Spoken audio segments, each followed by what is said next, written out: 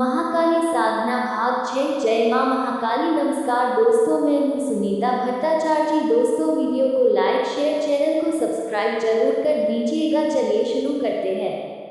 निम्न प्रजाति के पशुओं की प्रवृत्ति सुअर की तरह लोलुपता तथा अन्य सभी निम्न गुण जो मानव की श्रेणी में नहीं आते, तो क्या यह उचित नहीं है कि मनुष्य को पहले पशु के रूप में तथा फिर ज्ञान और विवेक के श्रेष्ठ गुणों से संपन्न मानव रूप में वर्गीकृत किया जाए? इस अर्थ में मनुष्य एक ओर क्रूर गुणों से तथा दूसरी ओर दैवीय गुणों से संपन्न होता है। ऐसी स्थिति में वह अपने व्यवहार के वास्तविक वितरण में कभी एक ओर क्रूर गुणों से तथा कभी दूसरी ओर दैवीय गुणों से प्रभावित होता है।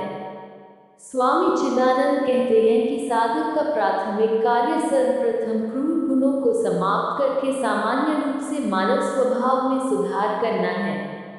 मनुष्य के इसी अध्ययन ने पशुबलि की अवधारणा को जन्म दिया है, जो बाद में जीवन में दिव्य आनंद के लिए पशुओं की बलि देने की बाह्य प्रथा में पतित हो गई है। हालांकि पशुबलि मनुष्य की पशु प्रवृत्तियों की बलि का सही उत्तर नहीं है, जैसा कि वैष्णविक पूजा पद्धति में किया जाता है। बलि दिए जाने वाले पशुओं को काले चने की पेस्ट से बनाया जाता है। इन रूपों को देवी की वेदी पर पशुओं के प्रतीकात्मक रूपों में बलि दी जाती है। देवी मां के समक्ष इन रूपों की बलि देकर भक्त अपने अंदर की पाशविक प्रवृत्तियों का त्याग करने का संकल्प लेते हैं। इसके लिए साधक को सबसे पहले अपने चरित्र के प्रमुख पाशविक पहलुओं का विश्लेषण और पता लगाना होता है, जिन्हें उसके स्वभाव के स्थूल निम्न गुण के रूप में जाना जाता है। आत्मविश्लेषण एक कठिन प्रक्रिया है।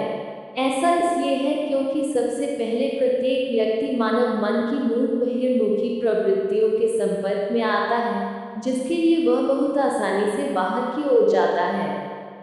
दूसरे, अपने स्वयं के अहंकार के कारण वह ये पता लगाने और जानने से रोकता है कि भीतर क्या दोषपूर्ण है। इसे आत्मनिरीक्षण के रूप में जाना जाता है।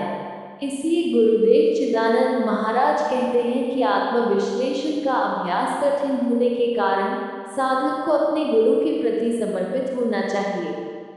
गुरु साधक का उचित मार्गदर्शन करेंगे।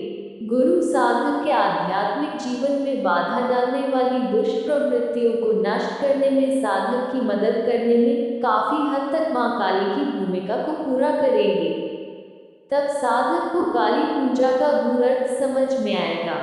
ऐसी स्थिति में काली माता स्वयं को एक गतिशील इच्छा शक्ति के रूप में, दिव्य शक्ति के रूप में प्रकट करेगी। तब साधक अपने भीतर की बुरी प्रवृत्तियों से बड़ी ताकत से लड़ना शुरू कर देगा। ये तप और तितिक्षा के माध्यम से संभव है। तप में साधक पूजा, अर्चना, उपासना, जप, ध्यान और ऐसी अन्य प्रथाओं जैसे आध्यात्मिक गतिविधियों का अभ्यास करता है, जो वासना, लोभ, घृणा, क्रोध आदि जैसे आंतरिक तामसिक गुणों का नाश करके मन को दृढ़ता से नियंत्रित करती हैं। तितिक्षा से हमारा तात्पर्य विभिन्न आध्यात्मिक कृत्यों से है, जैसे उन चीजों का त्याग करना जो मन को सबसे अच्छी लगती हैं। इस प्रकार उपरोक्त प्रथाओं द्वारा मां काली का आह्वान करके पशु बलि प्राप्त की जाती है। यह एक साधक के आध्यात्मिक जीवन में काली की पूजा का महत्व और अर्थ है।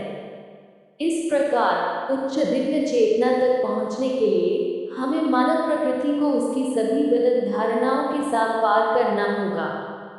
इस पर काबू पाने की प्रक्रिया को मानव बलि या नरबलि द्वारा दर्शाया गया है। दुर्गा सप्तशती में मधु, कैथावा नामक राक्षसों का वध मनुष्य के मानवीय स्वभाव के स्थूल स्वरूप के विनाश को दर्शाता है। इसी प्रकार महिषासुर का वध रजोगुण के वध को दर्शाता है। शुभ और निशुंभ के साथ साथ रक्तबीज जैसे असुरों का वध अहंकार और अहंकार के वध को दर्शाता है। ये दिव्य मां के आह्वान का गूढ़ अर्थ है। दिव्य मां की जय हो। हम सभी पर उनका आशीर्वाद बना रहे और हम दीर्घायु हो तथा जीवन में समृद्धि आए। दुर्गा माधव दास, मकान संख्या 138, अनंत विहार, फेज 2, पोखरीपुट, भुवनेश्वर में रहते हैं।